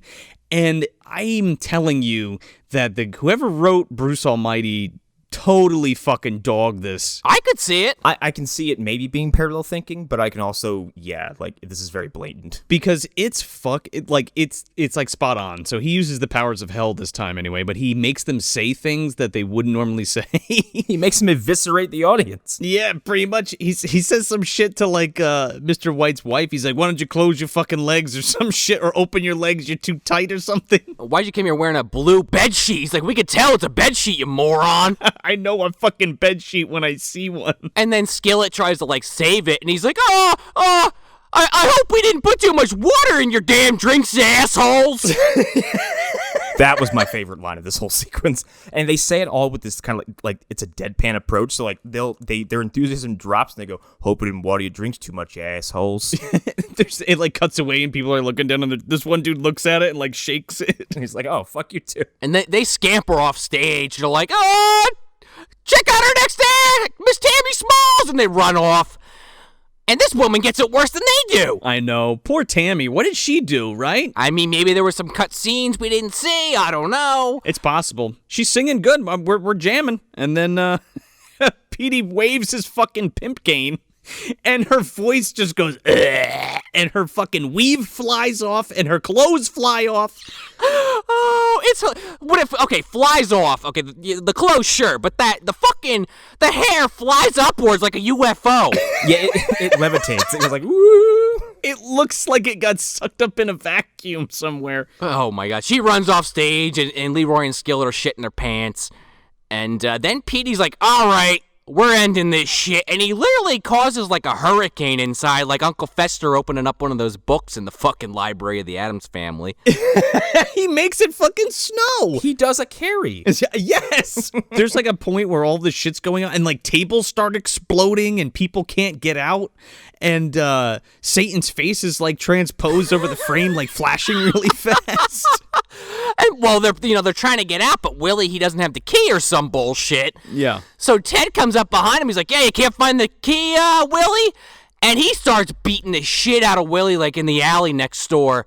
He's like, "I'm gonna tear you apart." Oh yeah. And we have this great scene where Ted's beating the shit out of Willie, and then he stops for a moment to catch his breath, and Willie fucking cheats him of his revenge. He pulls out a knife and slits his own stomach. He fucking does seppuku, man. Straight up. I was like, what? I love this scene because as silly as the movie gets, like, it is a very clean-cut, like, idea of revenge. Like, yeah, it's hollow and you shouldn't pursue it, and then he just beats the crap out of this defenseless guy who just kills himself anyway. That you're right, Connor. And that's the fucking punchline, is that he did himself in, and you can't even do what you set out to do. But then Ted's kind of just okay with that the rest of the movie. He kind of like that. His main goal, I suppose, whether he was cheated out of it or not, has been completed. Now he's just gonna help Petey try to pull one over on the devil. It's funny you say that, because like Ted really doesn't even mourn. He has like one scene, and Petey's like, "Ted, you all right?" And he's like, "Yeah, I'm fine." And it's like, even though I just saw my brother shot in cold blood, like, what do you think's wrong with the guy? We also do have a quick scene here where Mr. White and his two goons fucking carry off Leroy and Skillet to I guess be murdered, because that was the implication earlier in the film. They sure were, as we'll find out later. Yes. Oh, by the way, Lou has like a Wicked Witch of the West like crystal ball that he watches all this shit transpose in. Or transpire in, rather. Yeah, but he somehow misses all the times that Petey conspires against him. Exactly! What the fuck? That was my whole point. He's a busy man. He can't be in front of his crystal ball all day. He's the fucking devil. He does take a bath at one point, so he's got to relax a little bit. He drinks his milk, yeah. He has to go talk to Richard Moll and the Council of Devils. You know how it is in the MDU. Of course, if there's multiple, they meet up, have lunch, have meetings. Oh, hello, Lou. What are you doing here? Have you ever been defeated by technology? Have you heard of computer games? Can you believe this shit? I don't know. I made a cane and gave it to somebody with powers. Does that count? Well, I just let somebody use their wrist fucking weapon that could basically do anything against me in a battle of combat of wits. Lou, you're not getting it. He has a laser. We cut to Rudy Ray Moore basically saying, well, fuck it, I got this cane, I'm gonna help people with it. I love this because he has the powers of hell embodied in this cane, and he just goes and does good deeds with it. And I love that idea so much. I love the way the montage is filmed is awesome. It's this slow, kind of blurry shot of Petey as he's just walking the street and fucking dancing his fucking ass off, and just keeps turning, pointing the cane at something, makes their fucking day, points the cane at something, makes their fucking day. We cut, and there's just this guy like getting all cleaned up, and he has like 20 kids, and he's like leaving his wife, and he goes across the street and he's going to like see some young chick or whatever, and his wife follows him and she's about to stab him with a fucking knife, and Petey Wheatstraw comes out of like a fucking taco joint or some shit with like a bag of food, and he runs across the street and stops this, like freezes time and stops this woman from stabbing him. And he's like, I'll tell you what, let him live and I'll give you a wish. And she's like, okay, turn him into a dog. And he does. And he's like, there you go, ma'am. See ya. And his side piece is just like, ah! She fucking runs off. And she runs away. Yeah, she's fucking hoofs it. You were eating dog food, motherfucker. But yeah, Connor, you're right. Then we have this whole montage. We get great scene after great scene. We have a scene of some like heavy woman dancing, you know, shaking her ass, enjoying herself, and he points at her and she gets all skinny. Yeah, he's got the power, baby. Yeah, he passes by this guy on like a piece of shit jalopy, and there's like 10 kids packed in the back seat, and they all get out like it's a fucking clown car. And Petey fucking points a cane at him, and then it cuts back, and this is a brand new shiny car. All of his kids have new clothes. He has a pimp outfit, and he's like, okay, yeah. And everybody's feeling good in the neighborhood, dude. Yeah, and we see a kid, you know, the ball goes into the road, and he stops the car, and then to punish this kid, he fucking combs his hair, and the kid's like crying and shit. He's like, what the fuck's wrong with you? Get out of the street. This whole sequence where he's brushing this kid's hair, I'm like, I can't tell if he's an actual physical peril or if he's just a really good actor. Oh my god, dude, he's combing this fucking kid's hair. It's funny. And later, Lucifer's like pissed that he saved that kid's life. He's like, he was one of mine. And he's like, stop messing with my work. And Petey's like, all right. Yeah. Calm down there, Freddy Krueger. Yeah, well, he's like, oh, you used the power of evil for good. I don't know if that's okay, but don't be fucking with my shit when I'm doing something. Don't make it not happen. But the montage basically ends with Petey just fucking throwing money in the air, or causing it to rain from the sky, I suppose. Question mark? Yeah, I guess that's what's happening, yeah. And then we cut back to Steve's. You know, Nell's sitting there like doing some paperwork, and Lucifer walks in, and he's kind of pissed for that reason that we just kind of explained, that Petey's doing all these good deeds. He wants this marriage to happen. Where the fuck's Petey? And she doesn't know. So then moments later, Petey kind of walks in, and he's like, oh, yeah, anybody come in looking for me? She's like, oh, yeah, this really weird guy, but I can't put my finger on it. I don't know how he doesn't know it's Satan. He's just like, I met a lot of weirdos recently. I don't know either. And he's like, all right, I got to practice my lines. I'll be in my dressing room. So he goes back there, and he starts to go through, like, his wardrobe, and fucking Satan, like, steps out from the clothes rack. I love that he's the devil, and he chooses to hide in the wardrobe. Just so he can do a dramatic reveal. He's such a fucking sassy bitch. And he's just like, remember, Petey, you know, you got your revenge. It's time to fucking pay the piper. And he's like, nah, I know. He's like, I wouldn't miss it. I'm looking forward to it. And he's like, okay. He's like, I'm going to come pick you up at 11 o'clock tomorrow night, all right? Don't fucking miss it. And he's like, I'll be there. See ya. Meanwhile, he's like concocting this whole plan in his head. I mean, you knew from the second that he agreed to this that he was going to come up with some kind of scheme to get out of it. But it's so threadbare that like it's like how did you put all your eggs in this basket is what you did. Oh yeah. Well, the plan's also ridiculous. Yeah, well that's he's going to create a lookalike. Even in the context of this film, it's ridiculous. We'll get to it. Just he tells Nellie, he's like call Jimmy and get him over here, and he's like that was Lucifer, and she's like, I fucking knew it wasn't it? Something we didn't mention yet is that like in this movie, after Petey comes back, he's like, yeah, and then I made a deal with the devil, and no one's like, wow, Petey, you're a crazy person. Everyone was like, wow, dude, you shouldn't mess with the devil. He's a really bad dude. Yeah, you know he's gonna come fuck your shit up, right? And he's like, it's fine. They treat it like, oh yeah, like you do. Well, then this is the time where it actually you have to deal with it. The shit has hit the fan, as Dolemite would say. Oh yeah. You know, he's having this meeting with his gang, and Jimmy is like, oh yeah, he's like, maybe you should just marry her. And Petey has this great line. He goes, this hoe is so ugly, she can scare a hungry bulldog off the back of a meat truck. He's like, I don't want to marry her. This bitch is ugly enough to break daylight, he says. And he shows Jimmy the picture, and he's like, oh, yeah. He's like, maybe you're onto something there, buddy. Buzz, your girlfriend, woof. So then this is where we get this call where he talks to Lucifer, who's bathing with this this devil woman with him. I'm into it. This is his fucking wacky scheme. Well, when I get married to your daughter tomorrow, Lou, my daddy, he always said when you get married, be meditating, be in a meditation state. And, I want to make my dad happy. I got to do his final wishes. And Lucifer's like, do you really have to? He's like, my dad asked me to. All right, fine. I love how Satan is just he's obliging to everything, right? He's had enough, and he's like, whatever. He's like, because Lucifer's just like, I just want my daughter to stop fucking bothering me about a husband, okay? I made this deal with you. Whatever you got to do, I don't care. I just want to be over with this shit. So that's whatever. Fine. Meditate. Yeah. Marry my daughter and give me a son. Just do what you got to do. That's it. I don't care what you do as long as it produces a child. And then we cut to the Omen. No, that's not what happened. Rudy Ray Moore standing over a body with a fucking stake. For you, motherfucker. So then he comes up with this, if the meditation angle wasn't already crazy enough, now he's asking Jimmy, who apparently is like an SFX fucking master. He doesn't even say that, Sean. He goes, remember how you used to make stuff? And he's like, yeah. And I'm like, make stuff? Yeah, macaroni drawings. What about it? You can make a mask of me and put it on a wino.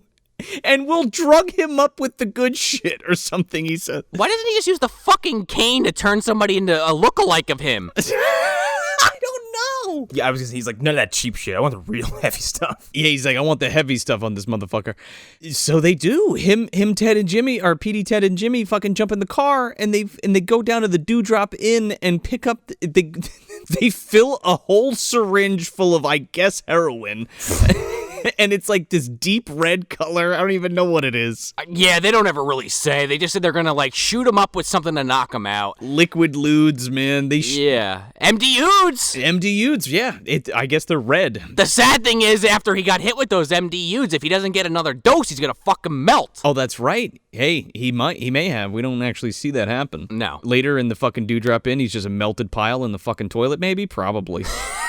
Like street trash? Yeah, he's got a bottle of Tenafly in his hand. Nitzareb is behind him, just playing. So Jimmy jumps out of the car and he's like, "Hey, Uncle Frank." He's like, remember me? I'm in town or whatever." Jesus wept. And they turn him around and fucking Ted jabs him in the ass with the fucking heroin needle. And they just throw him in the trunk and they bring him back and put him in one of fucking Petey's suits. Like, yeah, he kind of already looks like me. Now we just have to add the mask. Dude. I love the fact that he spends minutes helping his community and being a decent guy, and then immediately resorts to kidnapping when he's in danger. He thinks they're the fucking dregs of society, so he's like, fuck him. He can go to hell. And his whole plan is to do this and then leave town. Satan's not going to know where the fuck he is. Yeah, I was a little confused on that. It's not like you're leaving him behind somewhere. He's just going to zap wherever you are. Right. Because you're you. So this scene, it has Jimmy doing the hair on this mannequin face and stuff. It looks nothing like Rudy Ray Moore at all. It's just a mannequin head. But they're all it looks just like me. So he's like, wow, great job. So they take this shitty rubber mask that looks nothing like Rudy Ray Moore. It's not even the same skin tone.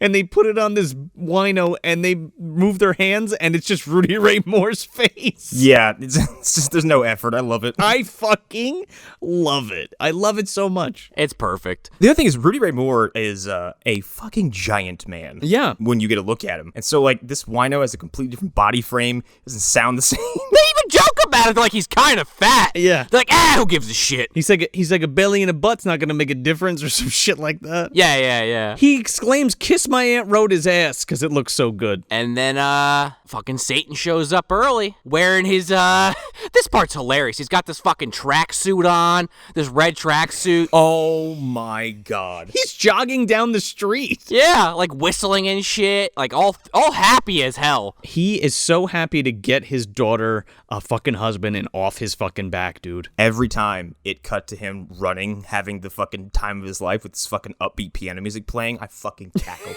Oh, it's great. Every single time. Because it's so funny and it was so jarring because they keep cutting back to a conversation and then slamming back to him and he's just fucking running down the street. And it's one of those things, too, with the low budget of the film. You could tell maybe they weren't really consistent with the hair dye on Lou Cipher, because in this scene, most of the movie it's white. This scene it's like borderline black. Later on it's just black with a fucking wig on top of it. Yeah. But, it's a little bit of the charm there, for sure. And that's fine. And that's why I like that it just being Rudy Ray Moore, like to have the quote-unquote mask on. And it's such a simple gag, but it totally works well. Oh, yeah. But he comes in, he's early. He's supposed to be there at 11 o'clock. So Petey's like, what are you trying to pull over on me? He's like, no, come on. So he brings him to an abandoned building, and he's like, here's a bunch of concubines. Have at it. Have fun. Yeah, because he's like, I got a present for you, a pre-wedding gift. And he's like, man, if you got to run for it must be a groovy situation. So they fucking go down there like Sean said. And Satan throws him a bachelor party because Satan didn't have one of his own. Well, first they're assaulted by a hunchback. Oh, yes. Yeah. Petey's like, geez, if that's your son, you're never going to find a wife for that guy. He's like, that's not my son. Fuck, shut up. Devil like, that's not my son. Shut up. Yeah. And then they never come back to that ever. No, who is he? He's never seen again. And then there's all these hot devil babes in this room. And I love the way they do the makeup, because instead of making them like red devils or whatever, they're just a bunch of different black women with like these horns on their head, and then they have like these tribal kind of marks like encircling the horns like on their face. It's really cool. Mm-hmm. And then he has an orgy with them. Oh my goodness. A very comical orgy, by the way. Okay, so before we describe this, I want you to envision Clockwork Orange, and instead of Ludwig van Beethoven, you have Isaac Hayes playing the music. And it's all that fast motion shit when he's having sex with those two chicks that he picks up from the record store, Malcolm McDowell. Yeah, exactly. This scene is fucking hilarious because it's just Rudy Ray Moore looking at the camera, hamming it up. These girls' legs are just up in the air like it's a fucking, swimming routine. And he's looking back, he's fucking them, jumping to the next one, looking at the camera, fucking them, getting on top of them. And of course, because it's Rudy Ray Moore, he's fucking buck naked in most of these shots. So you just see his ass and his dick flopping around. Dude, there's like multiple legs up in the air, and he's like going around in this circle, like fucking them in fast motion and screaming at the camera and winking at it and laughing at it. It's one of the funniest fucking things I've ever seen in my life. Oh, I was on the floor. He fucks all of these devil women to death, by the way. He has a conquest speech afterwards. And the whole time his friends are back at the bar like, where the fuck is he? He's supposed to be here like hours ago. Oh, he was like, I was fucking all these hot devil chicks. What's up? He's like, what do you mean, what's up? The devil's coming to pick you up soon. He's like, I know, don't worry about it. Get the bum. And then somebody runs in and they're like, oh, he's here. And it's like two of his minions, but Petey Wheatstraw goes and hides. So they get the wino who's KO'd, and they put him in the back of the car. And Petey's like, he won't wake up for days. Within like minutes of leaving the fucking bar, this guy wakes up. In the back of the car, with these devil guys. Why are the devil guys driving a car? Why didn't they just like transport to hell? Is it like Iggy and Spike and they have to like go through a fucking hole in the sewer or something? Maybe. Taking the long route. Anyway, this fucking guy wakes up in the back of this car and he rips his Dolemite face off. And they're like, wait, womp, it's not him. And they hit the brakes and this fucking wino goes running. And of course, the devil's been had. Oh, and he is very unhappy. He is fucking pissed. He decides he's going to just start shaking the screen as his fucking daughter wails in agony, I guess. Yeah, he causes like an earthquake. And Petey stops it with the fucking cane, and the devil's like, oh, shit. Why did I ever give him that? I'm an asshole. Why would you give somebody the power? Like, why would you embody the same level of power you do in a cane? Yeah. And give, or any object, and give it to somebody else that it can rival your own? I mean, I guess the logic is if he is going to, help Petey get his revenge, he wants to guarantee it's going to happen so that this marriage goes through. Yeah, but did it have to be that strong, the magic? I didn't think so. Right, well, right. We're very fragile creatures, Sean. It doesn't take much. And Rudy Ray Moore's already powerful enough on his own. He knows that kung fu. He could have materialized a gun and just shot them all. You know what I mean? Sure. So then we see Jimmy and them surrounding Petey, he's like, I knew this would fucking happen. He's like, now what are we going to do? And Nell is just all, all pissed off. Oh, what the hell happened to my apartment? What did you do, Petey? Because her apartment's constantly getting fucked up throughout this film. Oh, yeah. We missed a part where, like, some thugs break in and, like, hack her fucking record player up with, like, a machete. Yeah. And some guy comes at fucking Petey Wheatstraw with a twisted tea can, and he fucking knocks it out of his hand. Petey uses a twisted tea can to knock somebody out. Oh, yeah, his fucking head just explodes. It's just like that scene in Scanners. Exactly. What is that, your fucking grandmother's twisted tea can? These devils come in, okay. So they come in and they start fighting, because, this happens like 3 other times leading up to the end of the film, but they wear these black capes, the red horns, and they have like, I guess it's face makeup, but essentially like boogeyman makeup, I would call it. Oh, yeah. It's like Boogeyman Extra, like from March of the Wooden Soldiers, right? It's like, it looks like corpse wax or something on their face, and it's not particularly great, but it works for what's going on here. Agreed. And so, Petey kicks their ass, they get the hell out of Dodge, and then they get chased by these guys throughout multiple scenes, leading up to a confrontation with Lou Cipher on a roof. This is like some Super Sentai shit, dude, because they're in this fucking alleyway and they fight off these like putties, essentially, like the goons, these devil goons. And Lou Cipher is up on a rooftop because they grab Nell and bring her up there, and they're basically like, "It's time to wager again, Mr. Wheatstraw." And yeah, they're up there.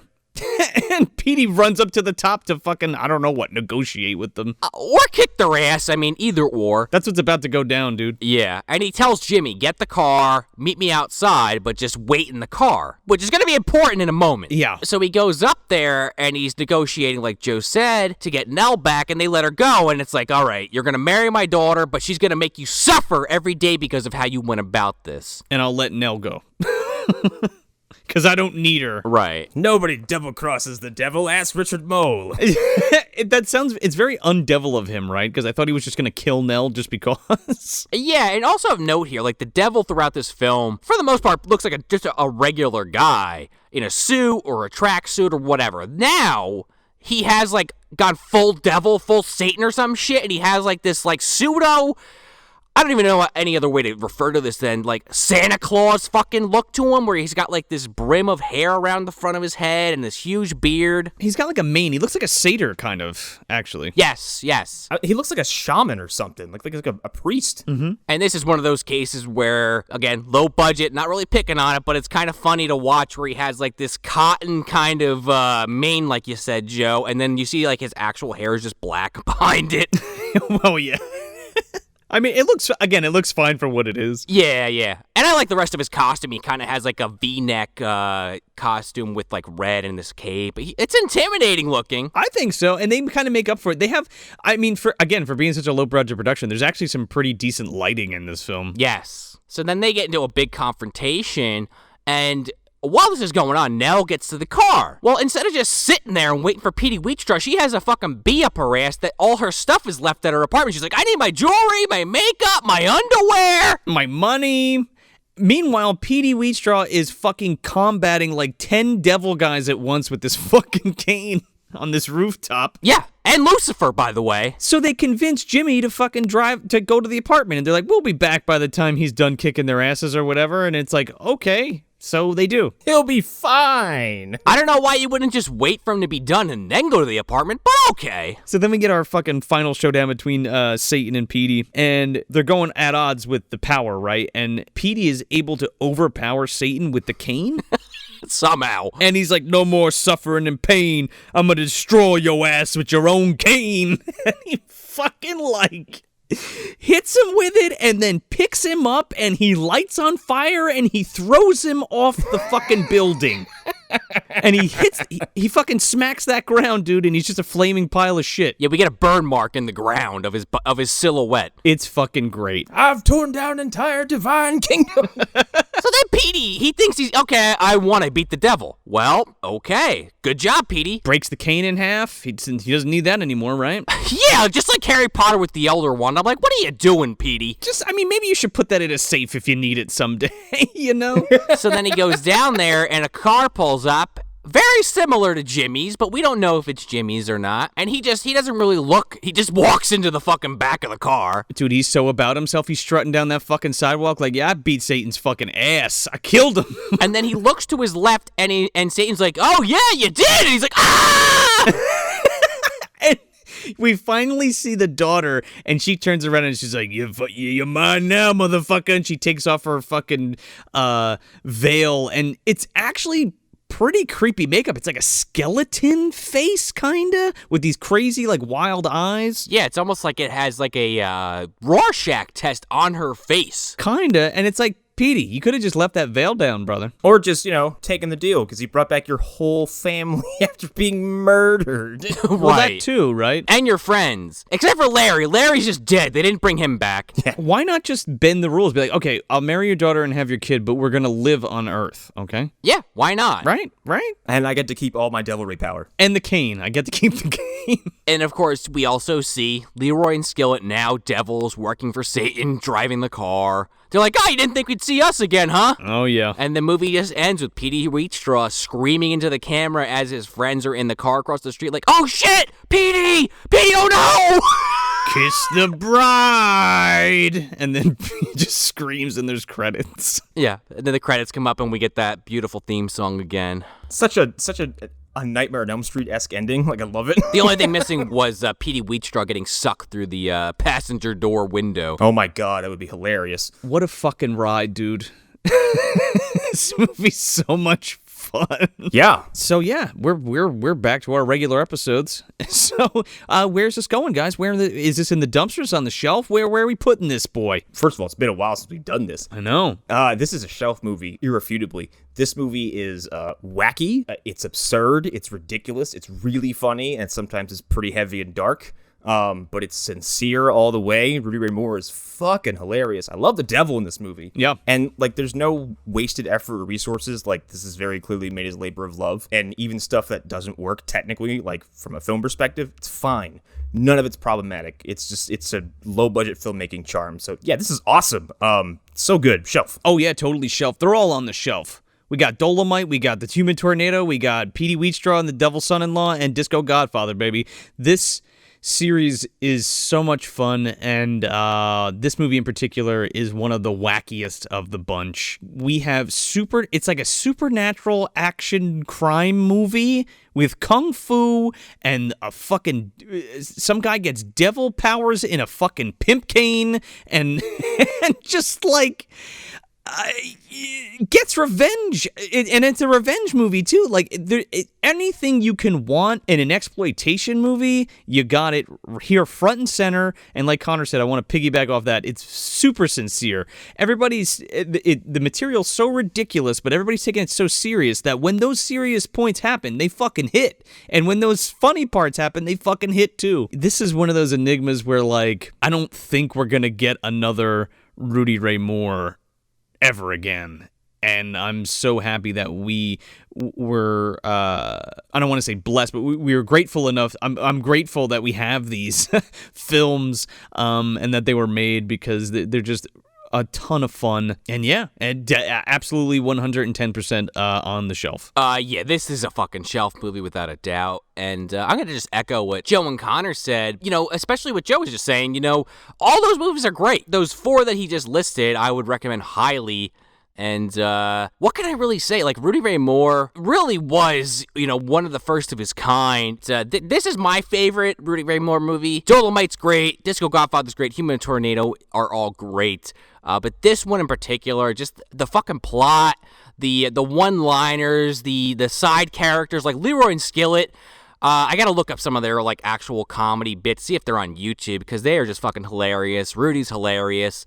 Even Jimmy and Ted, like, Ted's a little muted, but his storyline's interesting. Jimmy's got a few good one-liners where he's kind of bouncing off of Rudy Ray Moore, just kind of perplexed at what is coming out of his mouth. And even Nell's very good. She doesn't do a lot in the film, but anytime anything crazy's going on, she is kind of like the voice of reason, like in that scene with her apartment's getting destroyed.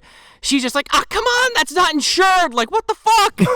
Yeah, who's going to pay for that? It's just a really fun movie throughout. I was laughing my ass off the entire time. And I think the last time we did a movie like this where I was laughing my ass off was probably Shakes the Clown with Rudy Reel. Yeah. Another Rudy. There's really nothing else I can say. I don't know. I don't want to, like, talking too many circles here. Yeah. It's a shelf movie. I'm kind of, I don't know really what else to say because I really just love this movie, and I think that's kind of my glowing endorsement. Absolutely. Have yourself a Dola marathon. There you go. And then top it off with the biopic. Have yourself a Dolly month. Yeah. But yeah, real quick, we just wanted to know, you might have noticed that we didn't do any questions in the beginning of this episode, listener questions and or Patreon questions, because we are saving them for the end of the month. We're going to do live shows at the end of each month, highlighting the movies that we've done, and we'll be taking questions then. We'll be answering special Patreon messages and things like that, and giving shout outs and stuff, and we'll also be doing taking live questions for that. So definitely keep your eye out for that. It should be a ton of fun. We want to interact more with you guys in a big way, so that's how we're going to do that from now on. And the episodes are a little bit more easy to digest, where we can still have our fun side tangent conversations without going too far out of the way of the topic at hand. Right. We're not necessarily going to be going into what's eating Clint Howard this week. I mean, if it comes up, we'll talk about it, but it won't be a regular facet per se, at least not immediately. It's okay. You can ask us all those questions at that live show. So get psyched for that at the end of each month. So stay tuned. We're going to do that for the end of February. We're not sure what day yet, but we'll let you know. And that's the thing. You can tune in. Great. If you can't, you can always catch the show later, because it'll be recorded in the feed. Exactly. You can watch the video or get it on your podcast. You can listen to it too. And then, of course, you can always support us by either heading over to Apple Podcasts or anywhere that you listen to the show. Leave us a review, and we really appreciate it. It gets us out of the bottom of the dumpster and into more eardrums. A 5-star review. Absolutely. And if you let us know you did it, we will always shout you out, because we really do appreciate it. And if you want to donate monetarily on a monthly basis, you can head over to that patreon.com/movie dumpster, and we have the $2, $5, and $10 tiers. 5 and 10 will get you all those mini-sodes, commentary tracks that are coming, and books in the movie, and so much more. Brand new minisode episodes for our new minisode series. We got some good stuff cooking up. Oh yeah, we got a lot planned this year, and we also have that brand new Movie Dumpster shop that we launched at the end of last season. If you want to buy some MD gear, we have those t-shirts up there, and other things, beanies, caps.